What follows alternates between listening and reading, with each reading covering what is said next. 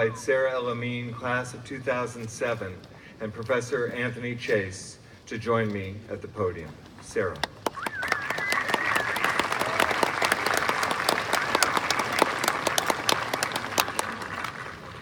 Sara El-Amine, you've always been a force of nature. And we're so happy to see you use that force to drive the sort of change that this world and this country desperately needs. You were a force from the moment you stepped on this campus.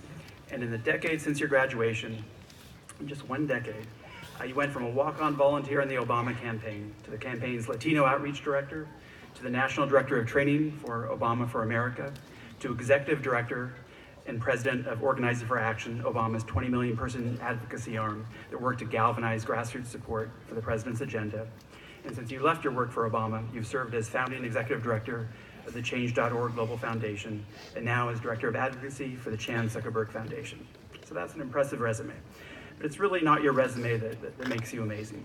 What makes you amazing is the self-definition, the courage, and the fearless political commitment to pluralism that you have had from your first year at Oxy through your years with Obama and since then. You presented yourself at Oxy as you still present yourself to the world, as a woman, Arab, Irish, Muslim, who's proudly informed but not limited by those identities. You're defined instead by your insistence on connecting both your ideals and your identities to struggles across the borders that supposedly divide us, always searching for ways to reach common ground while never shrinking from your commitment to radically inclusive politics. While Oxy would love to claim some credit for this, you remind me of something Hannah Arendt wrote. And this was not done in coordination with Susan Mallory, but Hannah Arendt wrote, "Courage is the first of all political virtues." Courage is not something I think that you're taught here at Oxy.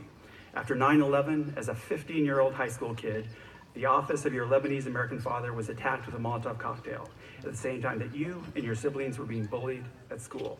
How did you respond? You responded naturally in a Sara way, by organizing the community. You put together a speaker series to teach your community about what it means to be an Arab, what it means to be a Muslim. That courageous feat at 15 years of age of refusing to be defined by the hateful actions of others is remarkable. We now live in an era where each of us are defined by how we respond to hate, how we respond to attempts to pit us against each other. That you respond to hate by building bridges and inspiring others to do the same, Sara, is why we're proud to honor you today.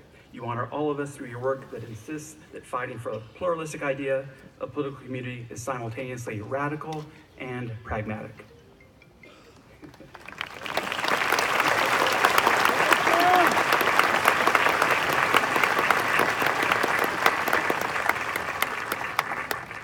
Therefore, by the authority vested in me by the Board of Trustees, I do now confer upon you, Sara El-Amine, the degree of Doctor of Humane Letters, honoris causa, with all the rights, privileges, and honors pertaining thereto.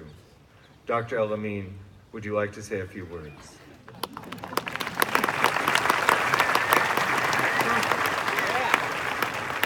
Assalamu alaikum, ya tigers. Woo! You did it. Congratulations. And thank you, Professor Chase, for that lovely introduction, and for teaching me many of the foundational theoretical and practical frameworks that stay with me to this day, in my work and in my life. They're not joking when they say that we have the best professors in the country. Professor Chase, you're one of the very best.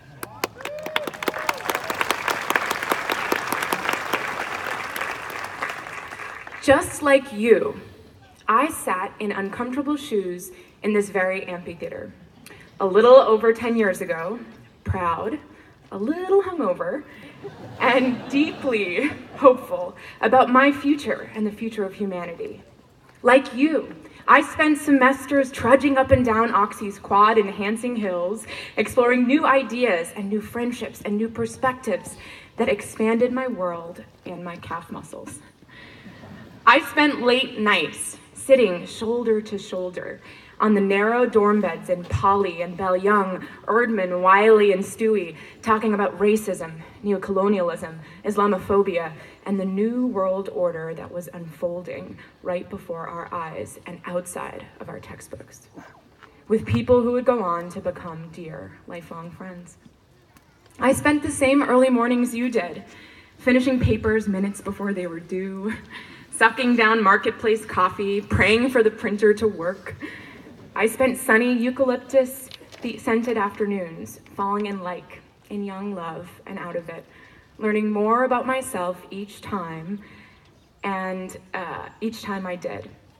I built the same protest signs as many of you built, and I cried the same hot, angry tears that many of you cried when the outside world punctured our idyllic campus through unnecessary school shootings, refugee crises, and heartbreaking elections.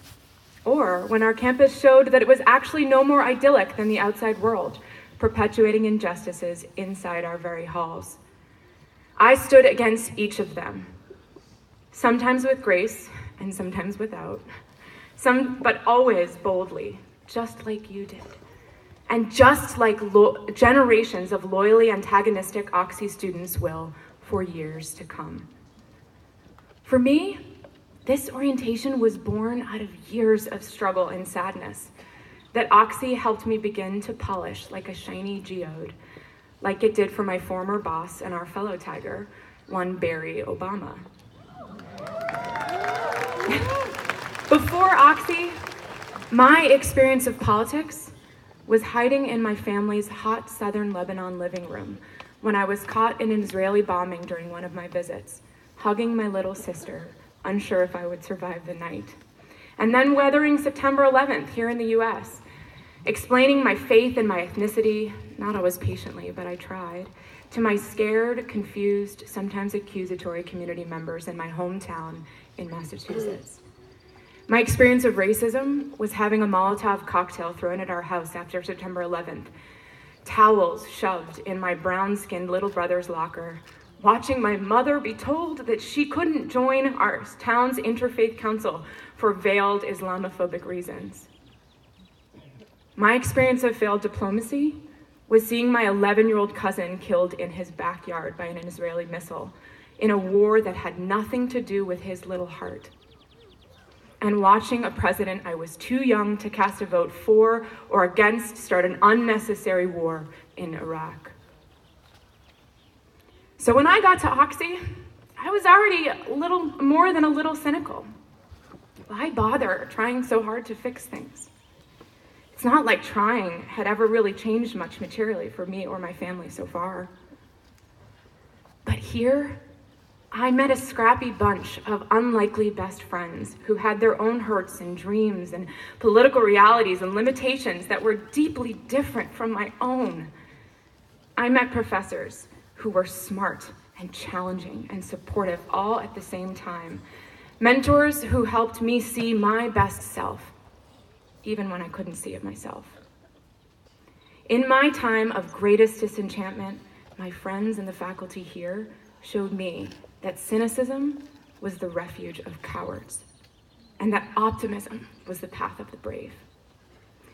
We had the foresight to choose Occidental College as our place of becoming, because even at the tender age of 17, each of us understood at some level that the world is remaking and breaking itself anew every day, and that we were personally meant to play powerful roles within those thrashes.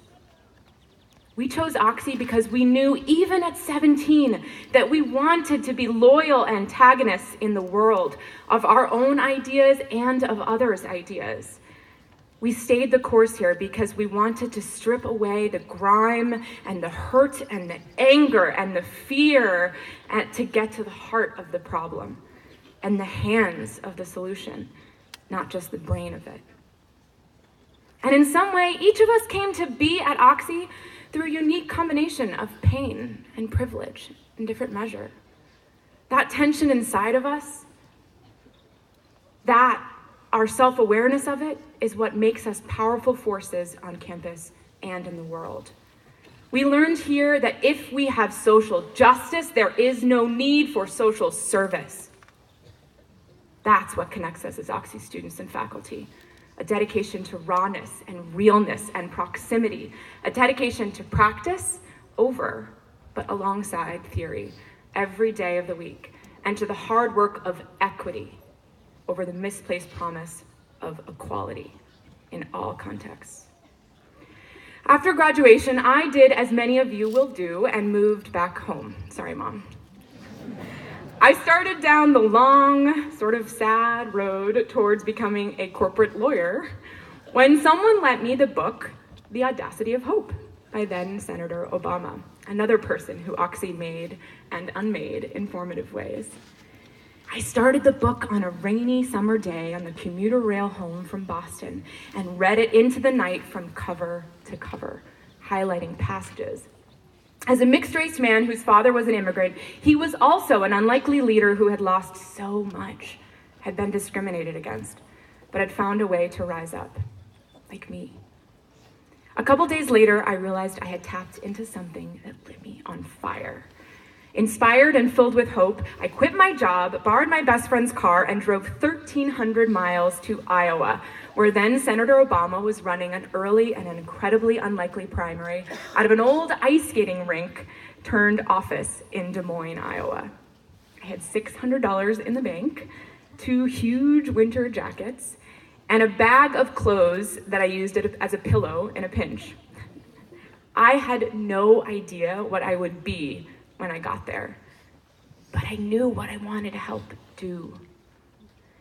I went on to work for President Obama for almost a decade, from 2007 to 2016, in almost every grassroots organizing role you could imagine.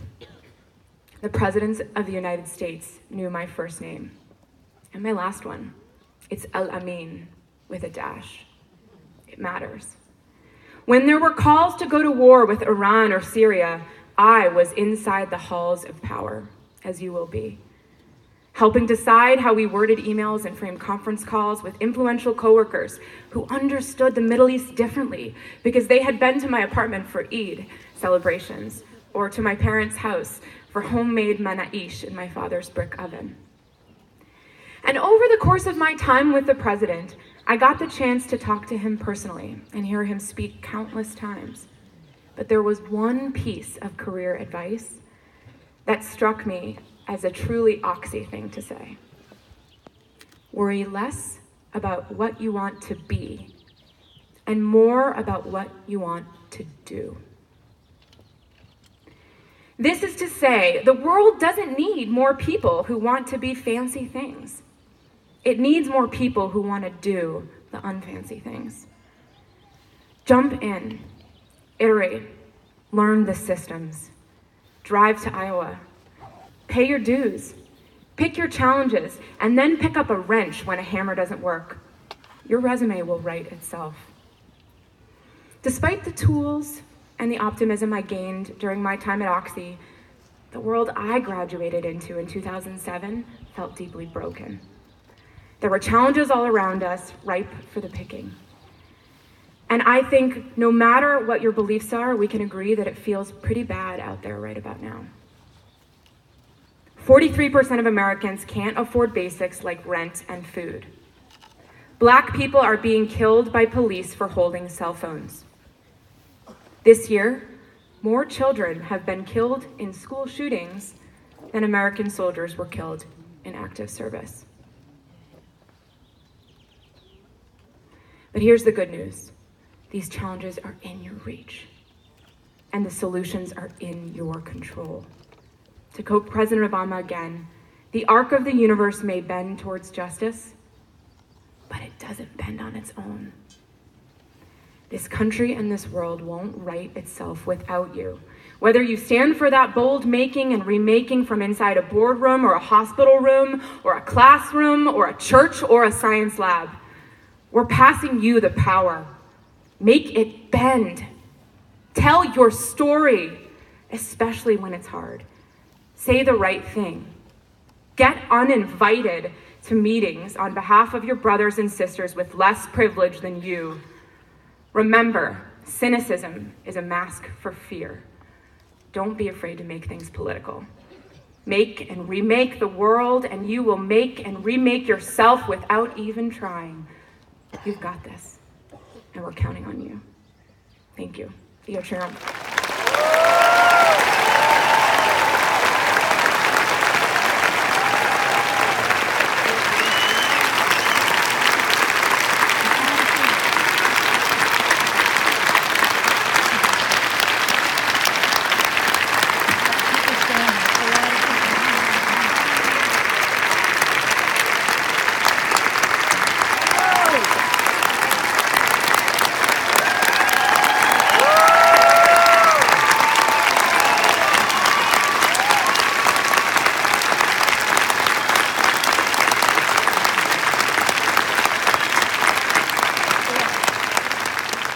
Thank you. Anthony said she'd be good. That's right. We are proud to have all of you as members of the Occidental family and honored that you are here today. We now move to that moment that students have been awaiting, the granting of degrees.